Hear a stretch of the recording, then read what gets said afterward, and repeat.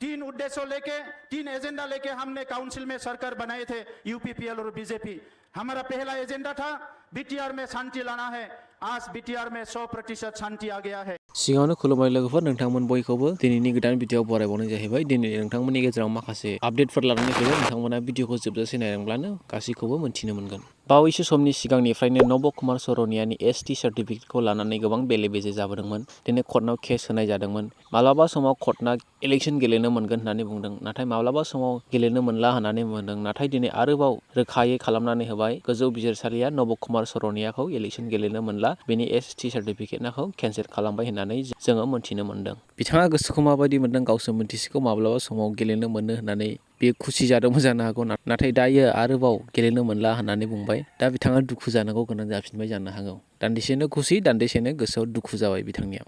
दा साननांगौ बाथ्राया बेसो, सिगां बेयो गावनि डुप्लिकेट सार्टिफिकेटखौ लानानै माबोरै बे एमपि जालायनो हाहैखो, सोरनि गोरोन्थियाव बियो बेबायदि खालामनो हाखो, बेसो जोंनि थाखाय गिदिर सोंलु। गुबुन फारसेथिं दिनै एनडिएनि बिजाथि जयन्त बसुमतारिया दिनै गावनि नमिनेशन बिलाइखौ गथायो। लोगोसे दिनै बिजेपिनि प्रेसिडेन्ट जेपि नाड्डाया क'क्राझाराव दिनै नुजाफैयो। बेनि नुजाफैनायाव दिनै गोबां सुबुंफोरा बाहागो लाफैदों आरो बिथाङा जयन्त बसुमतारिनो भट होनो थाखाय खावलायदों। जयन्त बसुमतारिया नमिनेशन बिलाइ गथायखांनायनि उनाव दिनै बिटिआरनि सीएम प्रमद बर' सारआ ओरैबायदि फोरमायदों, जयन्त बसुमतारिया गासै 3 लाखनि बांसिन भट लानानै बियो देरहासार जागोन होननानै जोंनि गेजेराव दिनै फोरमायदों।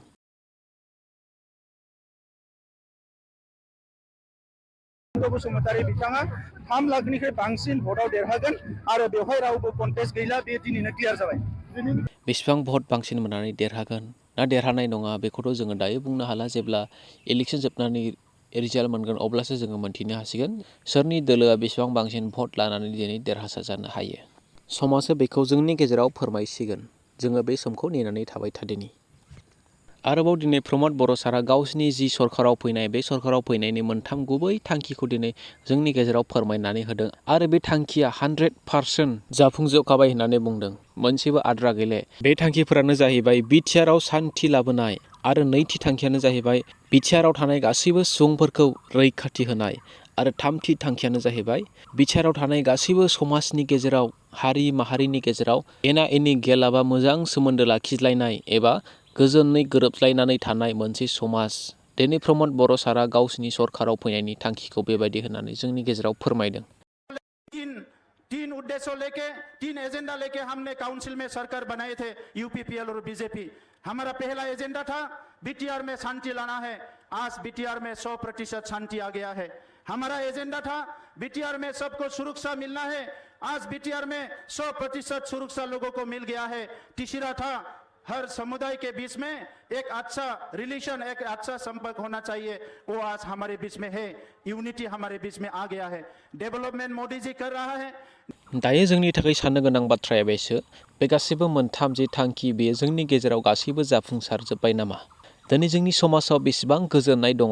दिनै जोंनि बर'फोरनि गेजेराव 100% सान्थिया दंमारोसै नामा?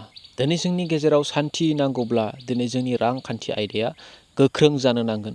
दिनै जोंनि बर' समाजाव मोनसे गोख्रों रांखान्थि बिथिङाव जौगानायखौ लाबोनो नांगोन। दिनै जोंनि गेजेराव बेखौ नायोब्ला जोङो नुनो मोना, गोबां मानसियानो दिनै रांखान्थि आयदायाव गोबां दुरबल जानानै दं। गोबां लेखा फरायनानै थानाय जोहोलाव सिख्लाफ्रा दिनै ओरैनो बेखाराव दंगासिनो दं। बेफोरबायदि थायोब्ला माबोरै सान्थि गोजोना जोंनि गेजेराव फैगोन?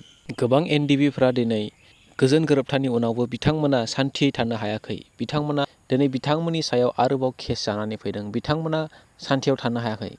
जेरैबायदि गोजोन सान्थि नांगौमोन दिनै बेयो जोंनि गेजेराव गैया होननानै आङो सानो। मानोना एनडिबिफ्राबो दिनै गोजोन गोरोबथानि गेजेरजों फैदोंमोन, नाथाय बिथांमोनखौ लिंहरनानै आलाय सिलायाव बिथांमोनखौ दोननाय जाबाय। बिथांमोना गावनि जिबनखौ लानानै दिनै गोबां सिन्थायाव दिनै थानो गोनां जादों। मानोना बिथांमोननि गेजेराव दिनै सान्थिया गैया। गोबाङानो जेलाव जोबनानै दङ। गोबांखौनो दिनैहाय आरोबाव जेलाव सोनो थाखाय दिनै नागिरगासिनो दङ। जोङो मिडियानि गेजेरजों जोङो गोबां मोन्थिनो मोनो। होमब्ला बेयाव माबोरै सान्थि फैखो होननानै दिनै प्रमद बर' सारआ बुंनो हाखो?